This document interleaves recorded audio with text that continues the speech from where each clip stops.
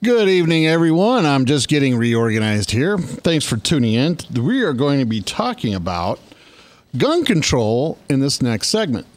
Now, anytime that you hear anybody getting shot, period, doesn't matter who it is, where it is, there's varying levels of coverage. When you see crime, usually it's pretty hateful. Now, we're not even going to talk about Second Amendment issues. We're not going to. For me, the Second Amendment is clear, shall not be infringed. Period. Shall not be infringed. There isn't a single founding father who said, geez, we ought to restrict these somehow. That's why they put in the words, shall not be infringed.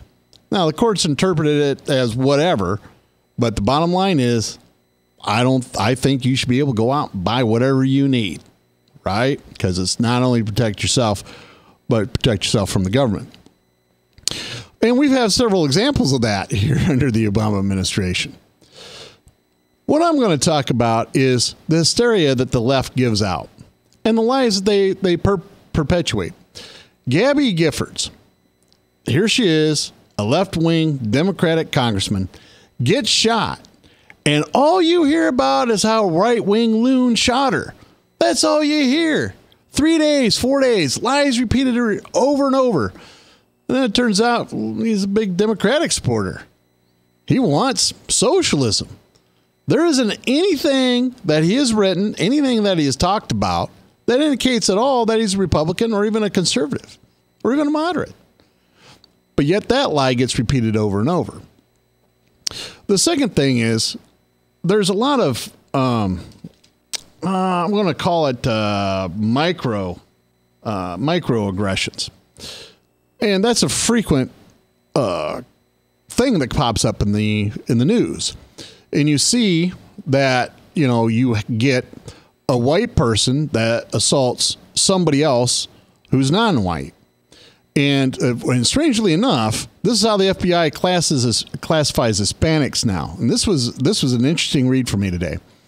The FBI has classified Hispanics as Hispanics if they're victims of crime, but they classify them as white if they're the perpetrators of crime.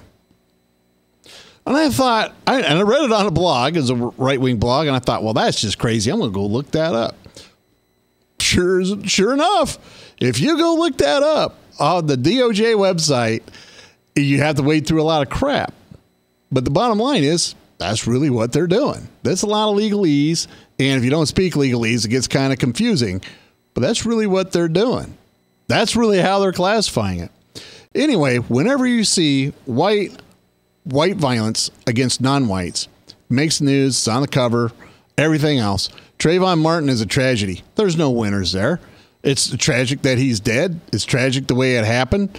My personal feeling is that Zimmerman had the right to call it in, had the right to run around patrol. But when the police tell you get back in your car and go home and we'll handle it, you get back in your car and you go home and they'll let them handle it. Anytime you stalk anybody and it results in gunfire at the end, after the police tell you, you have some culpability. Now, I don't think he's guilty of first-degree murder, but definitely a manslaughter charge. So the bottom line is there. And that is another thing. Every time I talk about Trayvon Martin, everybody keeps saying, oh, it's the what do you call it? The Castle Doctrine. Well, here's what the truth is. If they would have prosecuted him under the Castle Doctrine, they would have won. Zimmerman would be sitting in jail. Because Castle Doctrine is specifically for if you hunt him down and he hasn't done anything and he doesn't have your property, you're guilty of murder. That's very clear, and that is in every Castle Doctrine. So that's a liberal lie. Liberals love to tell you, oh, geez, all these guns out there are nasty. Don't get me wrong. There's a lot of guns. And like an FBI agent I was talking to one time said, you know what? It's way too late for that. The horse is out of the barn, and now you have to figure out how you're going to police the streets. So I'm going through all this material today.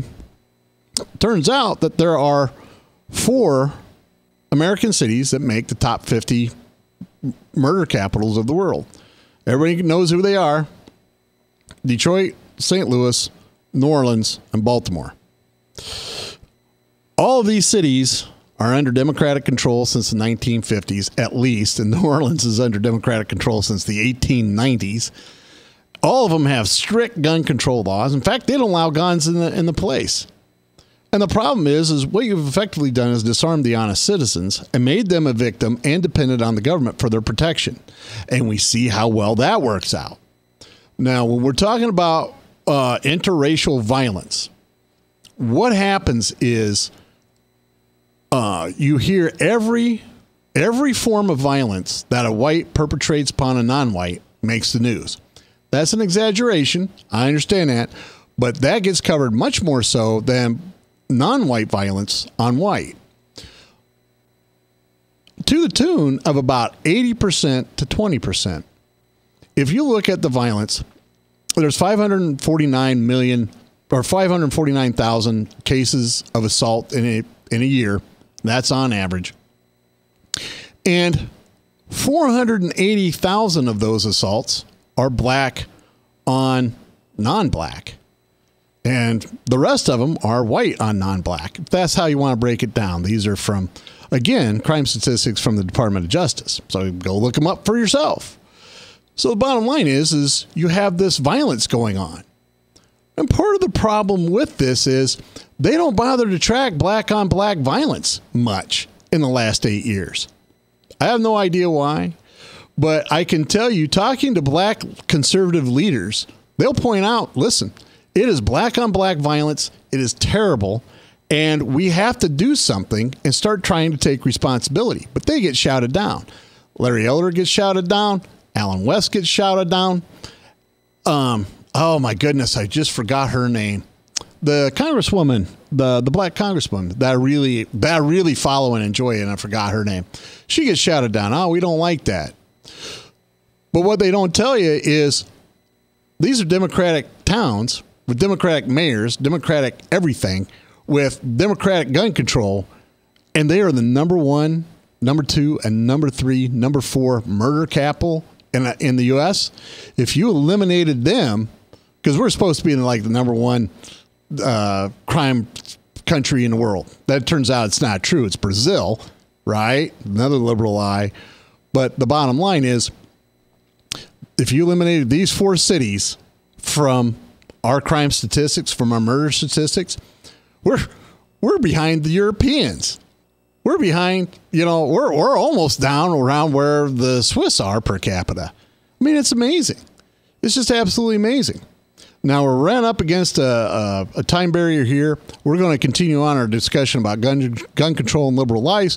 Thanks, everybody, for tuning in. We couldn't do what we do without you. We'll be back right after this break, continuing our discussion about